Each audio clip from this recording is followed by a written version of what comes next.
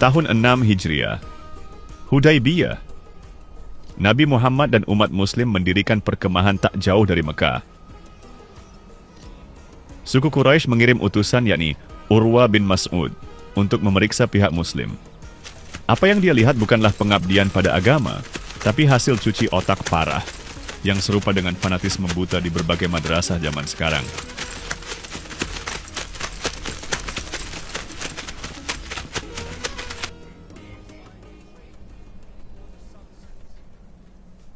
Muhammad, kau mengumpulkan gerombolan orang ini untuk menghancurkan sukumu sendiri, Quraisy. Sukumu bersumpah, kau tak akan pernah bisa maksa masuk Mekah. Tahu nggak, orang-orang ini akan meninggalkanmu begitu keadaanmu jadi sulit. Isep tuh puting alat. Kau pikir kami akan meninggalkannya?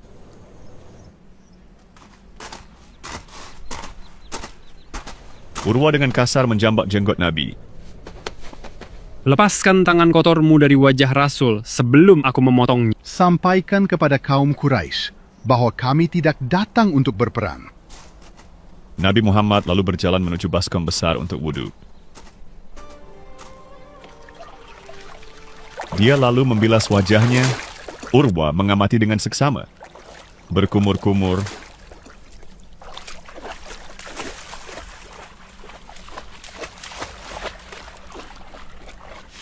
Membersihkan hidungnya.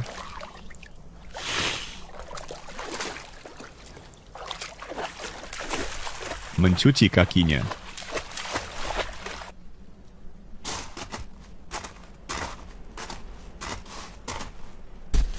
Begitu Nabi Muhammad berlalu, umat Muslim langsung rebutan air wudhunya. Nabi Muhammad lalu meludah ke tanah. Umat Muslim berlarian mendekati air ludah Nabi sembari saling dorong. Berikan padaku. Oh Tuhan, jijik sekali. Pengen muntah aku. Lalu sehelai rambut jatuh dari kepala Nabi Muhammad. Ini rambut punyaku. Tidak, itu milikku.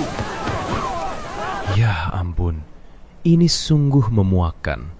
Tapi mereka nggak ngerasa tuh. Sudah jelas bahwa umat Muslim ini telah mengalami cuci otak berat, sehingga tak bisa lagi membedakan mana yang suci dan mana yang kotor. Pokoknya semua yang keluar dari tubuh Nabi dianggap suci, tidak peduli segimana kotornya. Setelah itu, Urwa memutuskan untuk kembali ke Mekah.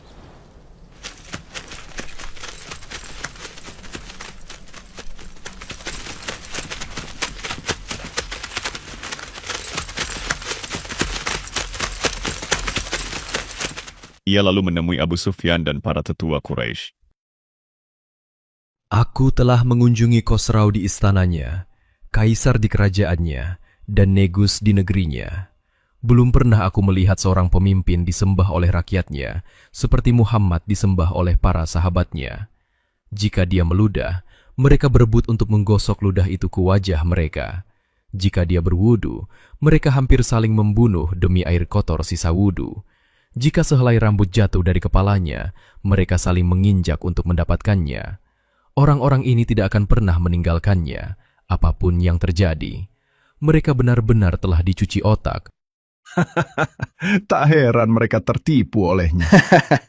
Dasar ODGJ mereka semua.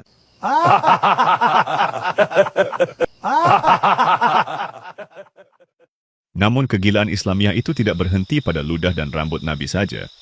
Dalam insiden lain, Nabi Muhammad menyimpan sebuah mangkuk di bawah tempat tidurnya untuk kencing di malam hari.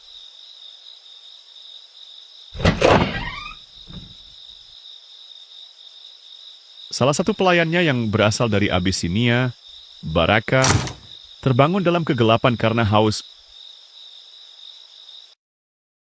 dan meminum seluruh isi mangkuk air kencingnya yang hangat. Ketika Nabi Muhammad terbangun, ia mencari mangkuk kencingnya. Di mana mangkuk kencingku?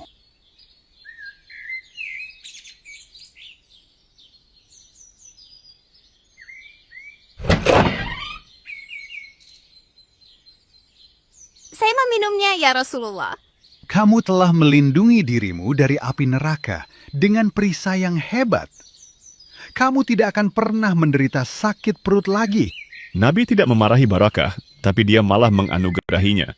Air kencingnya kini menjadi pelindung suci dari api neraka dan obat ajaib. Contoh lain terjadi di Perang Uhud. Ketika wajah Muhammad berdarah akibat luka-luka, para sahabat tidak sekadar membersihkannya. Mereka mengisap darahnya. Malik ibn Sinan mengisap darah langsung dari luka terbuka di wajah Nabi Muhammad hingga darahnya bersih.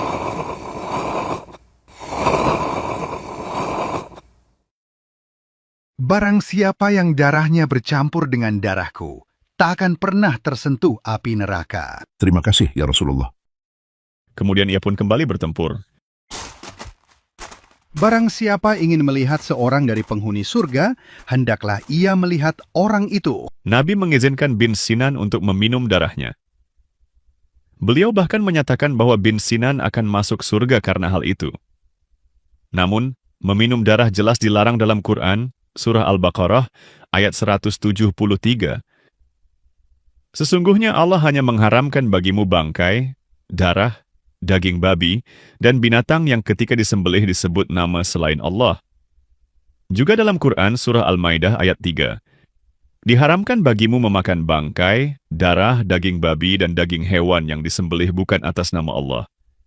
Juga di Quran Surah Al-An'am ayat 145. Katakanlah, tiadalah aku peroleh dalam wahyu yang diwahyukan kepadaku, sesuatu yang diharamkan bagi orang yang hendak memakannya, kecuali kalau makanan itu bangkai, atau darah yang mengalir, atau daging babi karena sesungguhnya semua itu kotor. Dengan demikian, Nabi Muhammad dan para muslim telah berdosa terhadap Allah. Selain itu, gagasan meminum darah seorang pemimpin agama untuk masuk surga adalah logika ngawur aliran sesat dan bertentangan dengan akal sehat. Dan jika kamu pikir minum air kencing dan mengisap darah adalah puncak kegilaan, bagaimana dengan tinja? Oh tunggu, para sahabat Nabi tidak sempat berebut soal itu. Mengapa? Karena Allah sendiri menelan kotoran Nabi.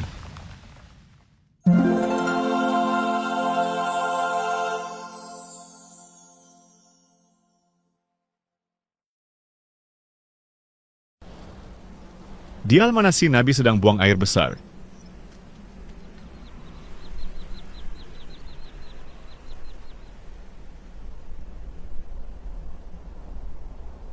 Setelah itu, Aisyah datang untuk melihat kotorannya.